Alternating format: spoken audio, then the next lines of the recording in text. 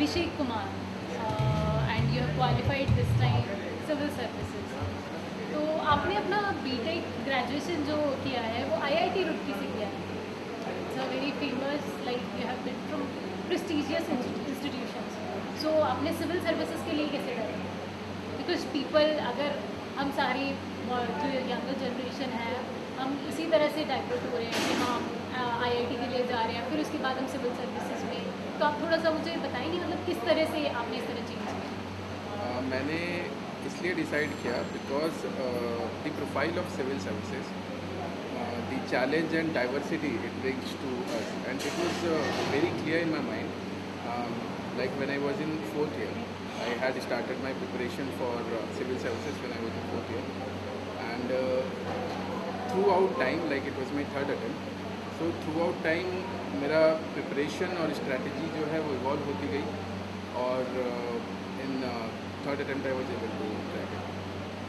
आपने आप third attempt तक आए, तो आपको इतने टाइम के लिए कि क्या कौन सा मोटिवेशन ऐसा था जो आपको इतना ड्राइव कर रहा था कि आप 3 साल तक एग्ज़ाम को दें? क्योंकि बच्चे इसको एक यूपीएससी के एग्ज़ाम को, सिविल सर्विसेज एग्ज़ाम को हम लेते भी सभी इसी उसमें हैं, कितना टाइम लगता है इसमें, ऐसा है क्या आपको भी ऐसे ही लगता था कि 3 साल ही लगेंगे?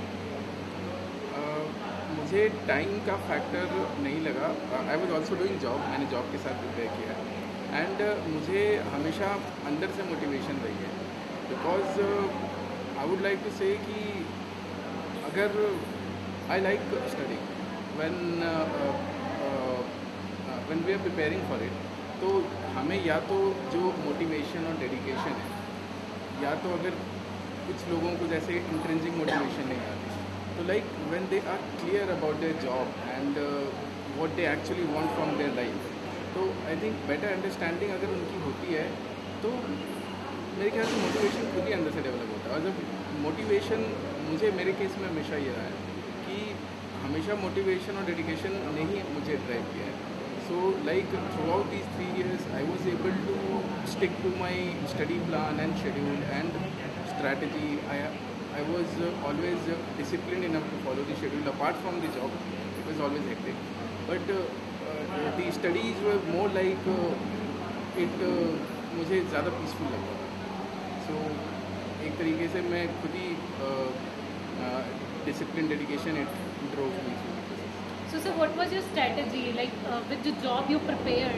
So what was your strategy that drove you that yes, now you have to do job also, after doing work you should have been prepared, like yes, now I have this timetable, I have to do this. How you planned that yes with the job, because many people are there who want to qualify this exam, the job, but they are like lacking some time, or what you will say about those that yes what they should have to, that yes they should also qualify? इसके लिए मैं ये कहना चाहूँगा कि आपकी जो strategy है वो बहुत ज़्यादा क्लियर होनी चाहिए. Since if you have time बहुत अगर लिमिटेड होता है and you have very well maintain time table with you and strategy, तो अगर हम प्रॉपरली प्लान करते हैं, लाइक ऐसा भी होता है कि जैसे लोगों के पास टाइम ज़्यादा होता है तो वेस्ट करने के लिए भी टाइम ज़्यादा होता है. हाँ, एंड इफ बिल्कुल, क्योंकि सभी यू बच्चे नहीं हैव करते. Lesser time then you make more use of it. And मैं हमेशा 6 to 7 आवर्स दे पाता था. तो हमेशा ऐसा था कि मैं जॉब से आने के बाद in the evening and I use to utilize within the jobs time. So within the jobs time में भी मैं ऐसे सब्जेक्ट्स या ऐसे टॉपिक्स उठाता था which I would be able to justice with. कुछ सब्जेक्ट्स, कुछ टॉपिक्स ऐसे होते हैं जहाँ पे आपको कंसंट्रेशन लेवल और you have to think more about it. तो मैं उस हिसाब से प्रॉपरली मैं डिवाइड करता था अपना टाइम टेबल, और कौन से टॉपिक्स कब पढ़ने हैं, ये उस हिसाब से मैं अपना वीक प्लान करता था, मंथ प्लान करता था. उस हिसाब से I was able to that schedule and along with the job I was able to. Sir आपसे एक चीज़ और बस पूछना चाहूँगी मैं कि किस तरह से मतलब आपने जॉब के साथ में किया, तो आपका मेन मोटिव बात, एक ओरिएंटर बात, एक मेंटर की तरह, गाइडेंस की तरह आपको किस तरह ड्राइव किया, मतलब कि कहाँ पे आपको ये बात मिला कि आपको इस स्ट्रैटेजी में जाना है, या फिर आपने खुद से किया, किस तरह से? Initially when I came to Delhi for preparing, I was very new to here, मुझे ज़्यादा आइडिया नहीं था. But I get associated with Aspire के साथ 2012 में वॉज द फर्स्ट टाइम मैंने गॉट एसोसिएटेड और इनिशियली स्ट्रैटेजी और जो इंसाइट होती है कैसे how to go about the exam, तो वो सर के थ्रू ही मुझे मिला बिकॉज इस पूरे एग्ज़ाम में तीनों stage prelims mains interviews all are very different. तो अब तीनों की बारीकियाँ समझना और तीनों की स्ट्रैटेजी उस हिसाब से बनाना, मैंने सर के साथ बहुत डिस्कशन किया है। सर की क्लासेस से बहुत ज़्यादा जो इंसाइट होता है how to what are the differences and how to go about it and जैसे मेंस में आंसर राइटिंग बहुत ज़्यादा इंपॉर्टेंट होती है।